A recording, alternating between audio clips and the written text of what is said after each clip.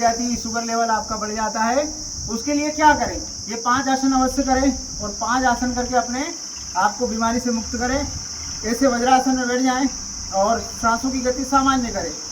दोनों हाथों की ऐसी मुद्रा बनाएंगे, दोनों हाथों को नाभि चक्र के अगल बगल लगाएंगे, श्वास छोड़ते हुए धीरे धीरे नीचे आएंगे। ये हुआ मंडूकासन की पहली मुद्रा। श्वास बढ़ते हुए पुनः आ जाएंगे।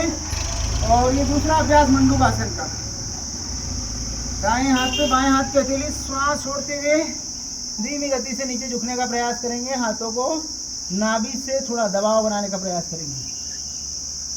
वापस श्वास भरते हुए ऊपर आ जाएंगे। इसी में अगला अभ्यास होता है शुष्कासन का।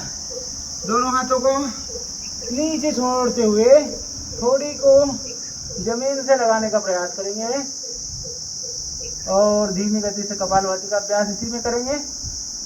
श्वास भरते हुए वापस अपनी स्थिति में आ जाएंगे। अब इसी में अगला अभ्यास करेंगे गोमुखासन का।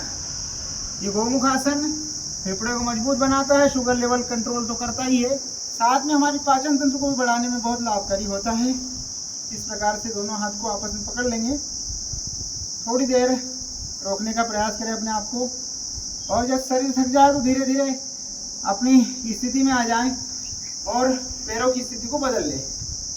जो हाथ नीचे था वो ऊपर आ जाएगा और जो ऊपर था वो नीचे। पैरों की भी स्थिति यथावत रहेगी। तो जब भी शुगर लेवल बढ़ जाए घबराने की कोई आवश्यकता नहीं है, 5 आसन अवश्य करें। अगला आसन है इसी में वक्रासन। वक्र की आकृति का आसन।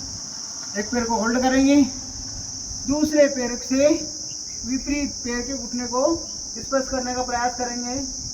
निगाहें विपरीत कंधे की ओर रहेगी और थोड़ा थोड़ा कपालभाति का अभ्यास करेंगे। दूसरे पैर से यही स्थिति ले लेंगे।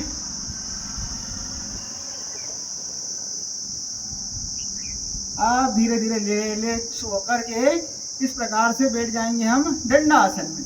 दंडासन बहुत लाभकारी है और ये पूरे शरीर को आरामदायक होता है। तो जब भी शुगर बढ़ जाए इन 5 आसनों को अवश्य करें। नमस्ते। काट दिया सर मैंने, ज़्यादा बड़ी बन गई।